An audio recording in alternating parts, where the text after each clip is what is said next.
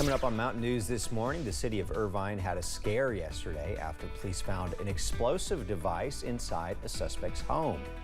And a couple who relocated to Lexington from Maui are doing everything they can to support Hawaii. Dedicated to Eastern and Southern Kentucky, this is WYMT Mountain News this morning. The time is 6:31 on your Friday morning. I'm Keaton Hall filling in for Olivia. Brandon Robinson over there, chief forecaster. What's it looking like? It's supposed to be a pretty nice one today for first Friday of football season, right? Football season's getting ready to kick off tonight. There you go. Look at that. Look at that. I'm gone. I'm going to have to clip that a little bit later. That was a good catch.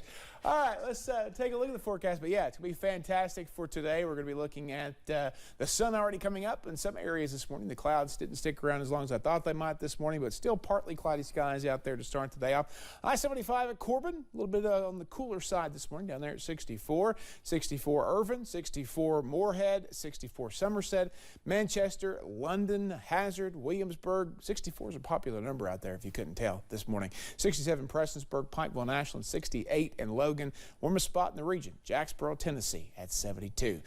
Well, I guess our region. Let's go to the wider view. 57 Peoria, Indianapolis the same. Got to go down to Myrtle Beach to find a 76, 75 though at Little Rock, 77 in Norfolk, Virginia. As we head over to the breakfast forecast, we are seeing again conditions that are fairly calm out there this morning. The rain did not quite make it. A few sprinkles did, but again, I think we're mid to upper 60s. As the sun comes out, we'll soar toward the upper 70s as we head toward the first football Friday night in the mountains. Keaton.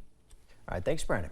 A road was shut down all evening in the city of Irvine, and a street was evacuated. This happened on Stevens Avenue at River Drive. The ATF was on the scene along with other authorities. We're told police found a live military-style explosive device inside a home.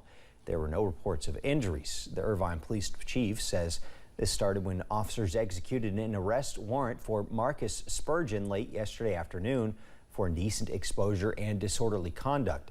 Officers then searched his car and home. They found multiple guns and ammunition along with the military-style explosive device. The area was evacuated as a precaution and the explosive device was safely removed. We now know the names of the two people who died in a head-on crash in Powell County.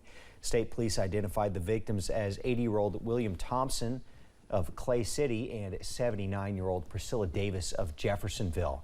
The crash happened on Kentucky 11, about 2 miles north of Clay City. Thompson crossed the center line, striking Davis, leading to both being killed. And we now know the names of the two people killed in a crash last Friday.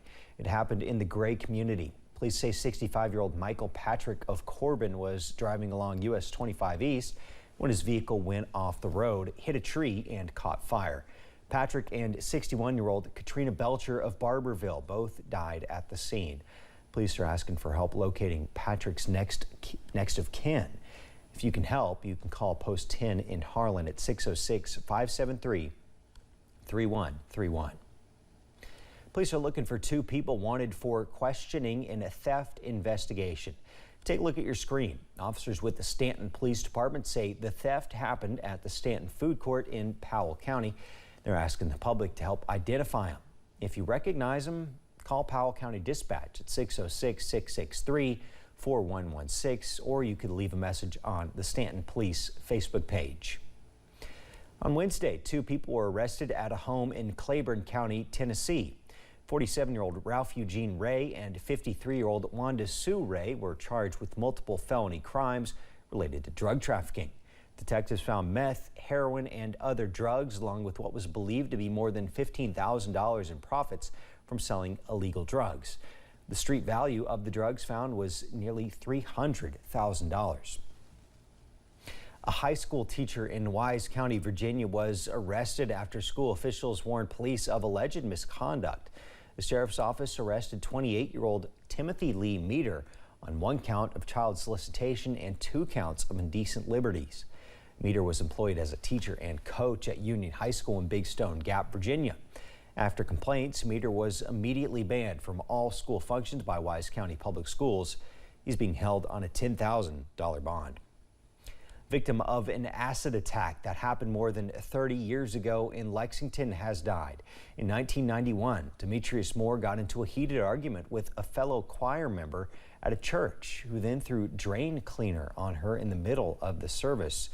Moore was assaulted for reportedly singing off key in a previous rehearsal. She was taken to the hospital with severe burn wounds. Family members reflected on Moore's life. She loved people, she loved children, she loved those that needed help. She loved, people that were about like her, that had trauma situations that she could help. The woman who attacked Moore, Naomi Parker, pleaded guilty to assault in 1993 and served 20 years in prison for the attack. U.S. Senate Minority Leader Mitch McConnell and Dr. Rahul Gupta, director of the Office of National Drug Control Policy, visited Manchester yesterday afternoon. They, along with state and local leaders and the CEO of Volunteers of America Mid-States, came together for a roundtable talk. They discussed the opioid crisis and plans to advance recovery efforts across the Commonwealth. WYMT's Madison Carmouche has the story. The fight against substance use disorders has been a long time coming in the Commonwealth, but positive changes are increasing. You're seeing fewer people having substance use disorder. You're seeing fewer deaths. You're seeing fewer children being born in a situation that they're having to go to a NICU. These changes are thanks to government officials and community leaders coming together to create recovery programs. And we know that this issue knows no party. So coming together and working together on the front lines has already proven to be highly successful. We have so many outcomes to celebrate and so many more as we continue to expand our programs. Volunteers of America Mid-States is working to expand their programs like Freedom House. Freedom House is one of a kind. It allows women to come into treatment while pregnant or parenting, bring all their kids with them. We're disrupting that intergenerational cycle of addiction by treating the youngest kids and addressing the trauma that they faced. Hancock says helping those in recovery not only helps them and their family, but helps the community. We're revitalizing this community through our services and programs, helping people get ready to return to the workforce, helping people to be contributing citizens that they've always wanted to be, but unfortunately addiction stole that from them. In Clay County, Madison Carmouche, WYMT Mountain News.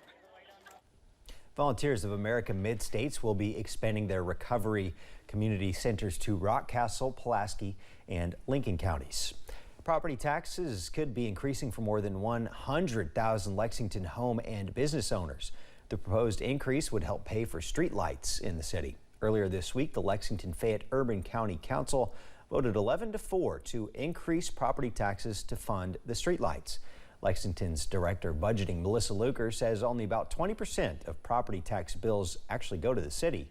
The rest goes to schools and the state. Lights have not raised enough revenue to cover the expenses needed to operate the streetlights for the city. So we've been transferring around $2 million a year from the general fund budget over to the urban services fund budget in order to make the streetlight fund whole. Council is expected to take a final vote on the property tax increase on August 31st. A couple from the island of Maui who just moved to Lexington a few months ago is now collecting donations from area businesses to the community back home. Alexander Muto is in his first year as a medical student at UK. He's studying to become a cardiologist, but right now his heart is in Hawaii.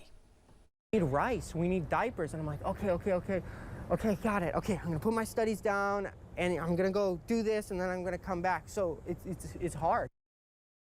One business that has responded to the distress signal is Big Kahuna Hawaiian Barbecue. This weekend, the restaurant's owner is donating $1 for every plate sold at the restaurant, plus a lump sum of money to Muto's Ignite a Life Foundation. Muto's goal is to raise $3,000. After its recent run of transportation issues, Jefferson County Public Schools will try to restart their school year with elementary and middle school students today.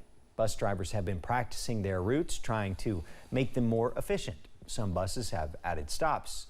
JCPS is also planning on more long-term solutions like GPS tracking so parents know when their kids' buses are running behind. The Kentucky Board of Education has called a special meeting for next week to start discussing how it's going to choose the next state education commissioner. It comes after Commissioner Jason Glass announced he's leaving the position on September 29th. The Kentucky native and UK graduate has taken an associate vice president's position at Western Michigan University. The Kentucky board will meet next Monday morning to begin the process of conducting a national search. Well, we're just weeks away from the start of sports betting in the Commonwealth, and last night we found out a little bit more about the timeline.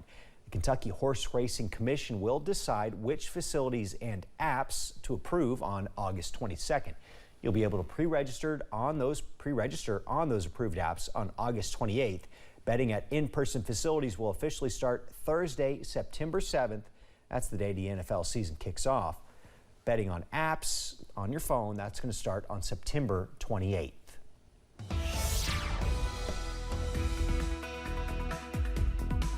.641 here on this Friday morning, and we are looking at a fairly nice scene, a fairly cool scene up there near the Mountain Park, or on the Mountain Parkway near the Wolf-Powell County line close to Slade this morning. 64 up that way, and again, not too bad so far to start us off. 64, a popular number this morning.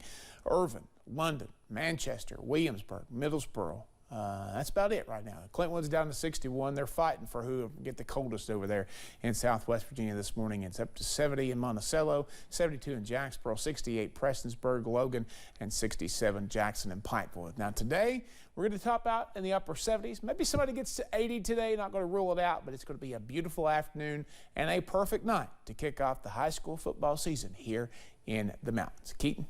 Thanks, Brandon, and thanks for joining us. The time is 6:42. Still to come on Mountain News this morning. Recent study finds drinking and marijuana habits are increasing in the United States.